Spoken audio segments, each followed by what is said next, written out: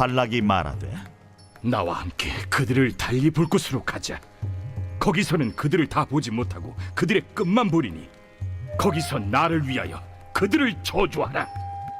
하고 소빔들로 인도하여 비스가 꼭대기에 이르러 7제단을 쌓고 각 제단에 수송아지와 순양을 드리니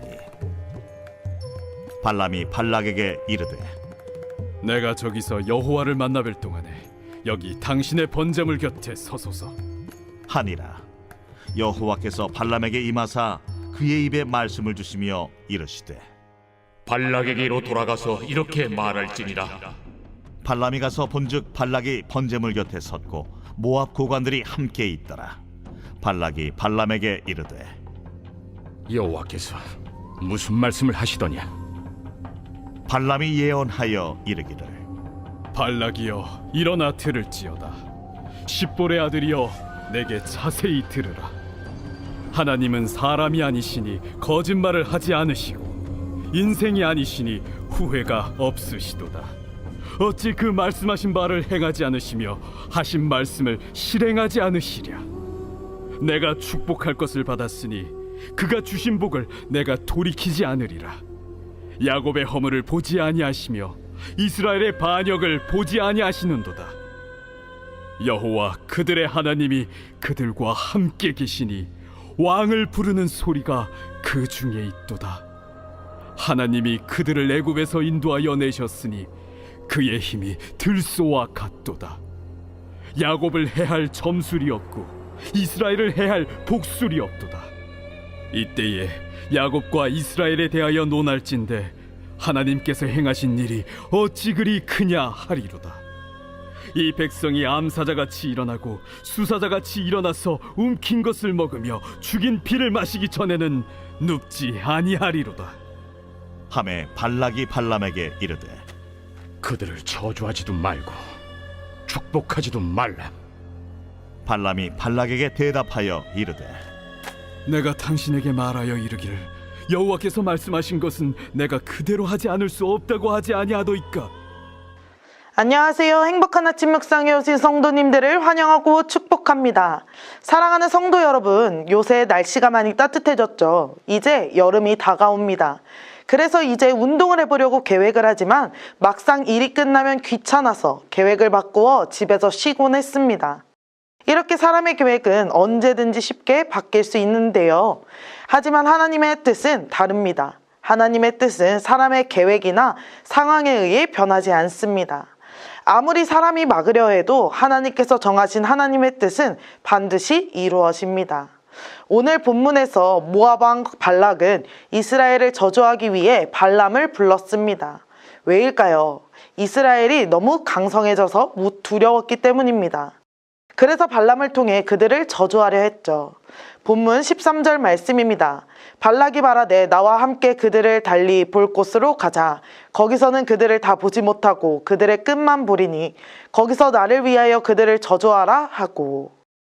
발락은 첫 번째 시도가 실패하자 그는 장소를 바꾸어 다시 시도했습니다. 왜 발락은 장소를 바꾸었을까요? 그는 환경을 바꾸면 하나님의 뜻도 바뀔 수 있을 것이라고 생각했기 때문입니다. 그래서 여러 장소로 발람을 데려가 저주를 부탁했지만 하나님은 그 어디에서도 동일하게 역사하셨습니다. 이스라엘에 대해서는 아무런 조치도 하지 않으시고 오직 발람을 통해 발락에게 말씀을 전하셨습니다. 본문 19절 말씀에 하나님은 사람이 아니시니 거짓말을 하지 않으시고 인생이 아니시니 후회가 없으시도다. 어찌 그 말씀하신 바를 행하지 않으시며 하신 말씀을 실행하지 않으시랴.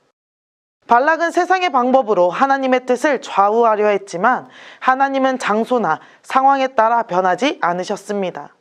하나님은 어떤 분이실까요? 이스라엘의 반석이신 하나님은 한 번 하신 말씀을 뒤집는 분이 아니시며 어떤 결정을 내리신 후에 후회하실 분도 아닙니다. 그렇기에 발락과 같이 인간이 자기 능력으로 하나님의 뜻을 돌리려고 하는 시도는 실패할 수밖에 없는 것입니다. 하나님은 저주하려 했던 발람의 입에서 축복의 말씀을 선포하게 하셨습니다. 본문 20절 말씀입니다. 내가 축복할 것을 받았으니 그가 주신 복을 내가 돌이키지 않으리라. 하나님은 이스라엘을 저주하기는커녕 오히려 그들을 축복하셨습니다. 이는 단순한 말이 아니라 하나님의 백성에 대한 사랑과 신실하심의 표현입니다. 하나님은 자신의 백성을 사랑하시며 그들을 보호하시기 때문에 이스라엘의 불행과 어려움을 그냥 내버려 두지 않으십니다. 절대 그들을 떠나지 않으시고 그들의 왕으로서 언제나 함께 하시죠. 그렇기에 세상이 아무리 저주하려 해도 하나님의 뜻은 흔들리지 않습니다. 점술이나 주술 따위로 이스라엘을 결코 해할 수 없는 것입니다. 이렇게 다시금 발람이 이스라엘을 축복함으로써 혹 때려다 혹 붙인 꼴이 된 발락은 이렇게 말합니다. 25절 말씀에 발락이 발람에게 이르되 그들을 저주하지도 말고 축복하지도 말라. 발락은 듣기 싫으니 이스라엘에 대해 저주도 축복도 하지 말라며 분노합니다. 발락은 세상의 방법으로 하나님의 뜻을 조종하려 했지만 하나님의 뜻은 인간의 노력으로 바뀌지 않습니다. 발락이 아무리 장소를 바꾸고 제단을 쌓아도 하나님은 그의 백성을 향한 축복을 철회하지 않으신 것이죠. 그리고 하나님은 이를 분명히 말씀하십니다. 본문 19절 말씀입니다. 하나님은 사람이 아니시니 거짓말을 하지 않으시고 인생이 아니시니 후회가 없으시도다. 어찌 그 말씀하신 바를 행하지 않으시며 하신 말씀을 실행하지 않으시랴. 하나님은 변함없으십니다. 그는 한 번 정하신 뜻을 반드시 이루시며 그의 백성을 지키고 보호하십니다. 사랑하는 천안침례교회 성도 여러분, 하나님의 뜻은 사람의 계획을 뛰어넘습니다. 발람은 발락의 명령을 따르려 했지만 하나님께서 그의 입을 통해 축복의 말씀을 하도록 하셨습니다. 사람이 아무리 계획을 세우고 조작하려 해도 하나님의 뜻은 반드시 이루어집니다. 또한 하나님의 뜻은 그의 백성을 보호합니다. 발락은 이스라엘을 저주하려 했지만 하나님은 오히려 그들을 축복하셨습니다. 이는 하나님의 백성에게 주어진 보호와 약속을 보여주는 것이죠. 우리는 세상의 위협 속에서도 하나님의 보호 아래 있습니다. 마지막으로 하나님의 뜻은 신실하며 변함이 없습니다. 하나님은 사람처럼 거짓말하거나 변덕스럽지 않으십니다. 그는 한 번 약속하신 것을 반드시 이루시는 분입니다. 그렇기에 우리는 그분의 신실하심을 신뢰해야 합니다. 사랑하는 성도 여러분, 세상은 변하고 사람의 마음도 흔들립니다. 그러나 하나님의 뜻은 영원하며 변하지 않습니다. 발락은 저주하려 했지만 하나님의 뜻은 축복이었습니다. 우리도 인생에서 하나님의 뜻을 신뢰하고 그 뜻을 바라보며 살아가야 합니다. 하나님의 뜻을 의심할 때가 있습니까? 하나님의 말씀을 붙잡으십시오. 세상에서 우리를 해치려는 상황에서도 하나님의 보호하심을 믿으십시오. 하나님의 약속을 신뢰하며 두려움 속에서도 담대히 나아가십시오. 오늘 하루 세상에서 여러 가지 문제가 우리를 두렵게 할지라도 하나님의 뜻을 신뢰하며 나아가는 천안침례교회 모든 성도님들이 다 되시기를 소망합니다. 함께 기도하겠습니다. 사랑의 하나님 아버지, 우리를 지키시고 보호해 주심에 감사드립니다. 우리는 연약하여 두려울 때도 흔들릴 때도 있습니다. 하지만 오늘 이 시간 신실하신 하나님을 신뢰하며 나아가게 하여 주옵소서. 우리가 계획하고 의도하는 모든 것보다 크신 하나님의 뜻을 믿고 어떤 상황에서도 주님의 사랑과 보호하심을 경험하게 하여 주옵소서.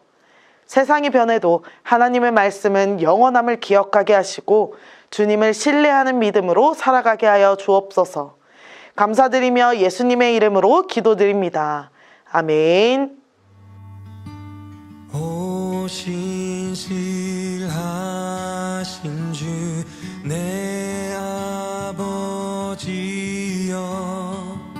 늘 함께 계시니 두려움 없네. 그 사랑 편찮고 날 지키시며 어제나 오늘이 한결같네.